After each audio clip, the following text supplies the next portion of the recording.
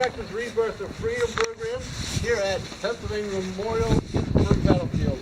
I'm pleased to welcome you all. Please join me for the invocation to be followed by the Pledge of Allegiance. O God of truth and justice, on this amazing day, in this set-apart place, we hold before you those whose memory we cherish and whose names we will never know. Help us to lift our eyes above the torment of this broken world and grant us peace to pray for those who wish to harm us. As we honor the past, may we put our faith in your future, for you are our source of life and hope, now and forever. Amen. Amen.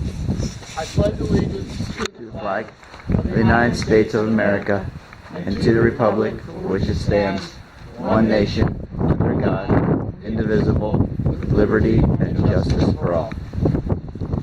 We have come here today to celebrate, in Lincoln's words, a rebirth of freedom. It is in this spirit that we've invited folks from our organization and others to present their Gettysburg Address.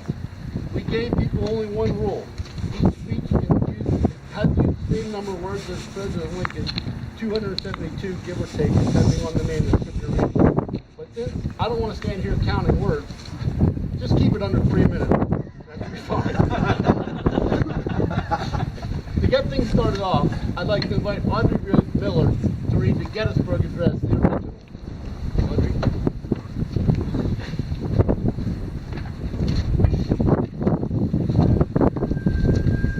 Fourscore and 7 years ago, our fathers brought forth on this continent a new nation, conceived in liberty and dedicated to the proposition that all men are created equal.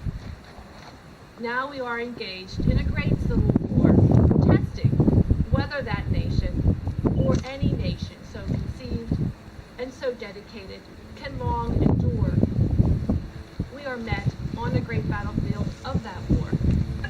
We have come to dedicate a portion of that field as a final resting place for those who here gave their lives that nation might live. It is altogether fitting and proper that we should do this. But in a larger sense, we cannot dedicate, we cannot consecrate, we cannot hallow this ground. The brave men, living and dead, who struggled here, have consecrated it far above the power to add or to subtract.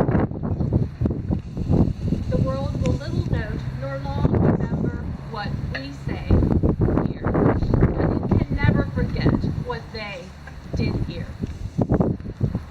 It is for us, the living, rather to be dedicated here to the unfinished work, which they who fought here have thus far so nobly advanced.